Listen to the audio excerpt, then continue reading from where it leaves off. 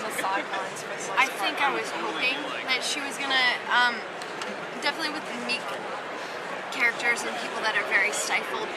If you're playing a character like that, you're really hoping that in any story that you play, it's gonna grow.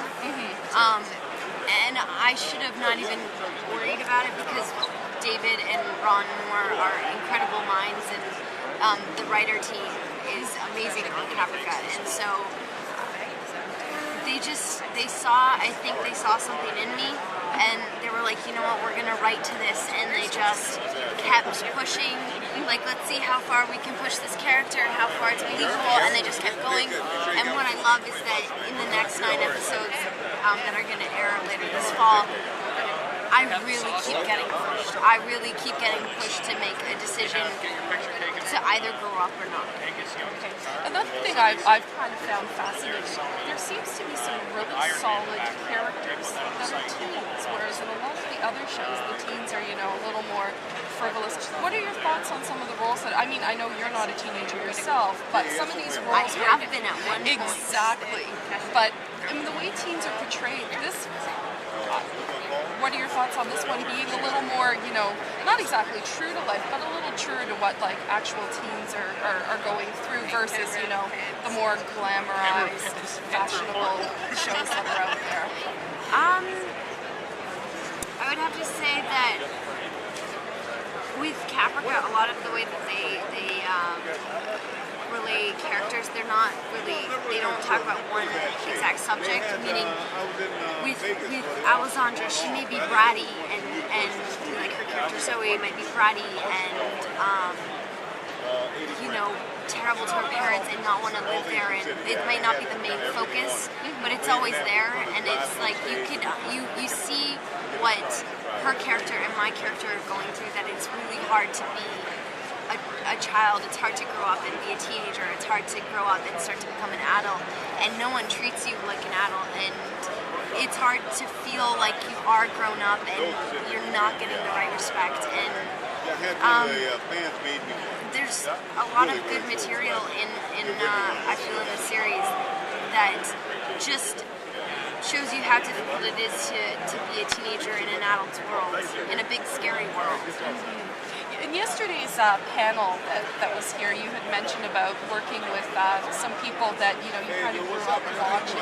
What's it been like for you? You were, say, a fan when you were younger, and now you're a professional working with these people. What's that experience like? It's kind of surreal. It is. I don't even know what to say. At times, you just kind of like pick up, go to work, and awesome.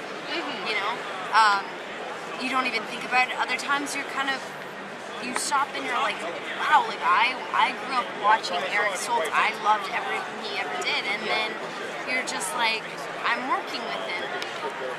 But when it comes down to it, you work hard enough and you get to a point enough that you guys are on the same level, and that's what it comes down to. You guys are doing the same project, you're doing the same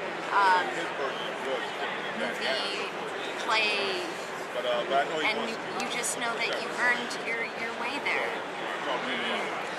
You've also mentioned that in previous interviews and in yesterday's panel about how you don't get a chance to work with everyone, and with the stellar cast and so many stories going on at once, is there any actor in particular on the show that you haven't had a chance to work with that you kind of hope you do in maybe a future season of Caprica? The only characters I haven't worked with is Sasha Ross and Lisa Morales. Okay. I don't see how in any way our storylines would connect, which honestly, I think that's what keeps it a good show. I don't think there should ever be a reason why our stories connect. But it would be cool to work with them. But the truth is, I get to see them enough in my real life. Yeah. So I'm like, I hang out with Isai. I hang out with Sasha. I don't need to work with them. I don't need to be all serious and concentrate with them when we get to hang out, go for coffee. Cool. And as for your character, what do you hope to see in the future? Do you have any kind of, can you give us maybe a little tease of what's coming up in the second half of the season? I get my ass kicked. Okay. I really, when they say you're kicking me when I'm down. It's kind of that thing, and at one point it's like, are you just gonna sit there and let all this happen to you? Are you gonna let people just constantly knock you down? Or are you gonna stand up for yourself one day and actually find a voice and fight back? And that's like the whole dilemma in the next half of the season.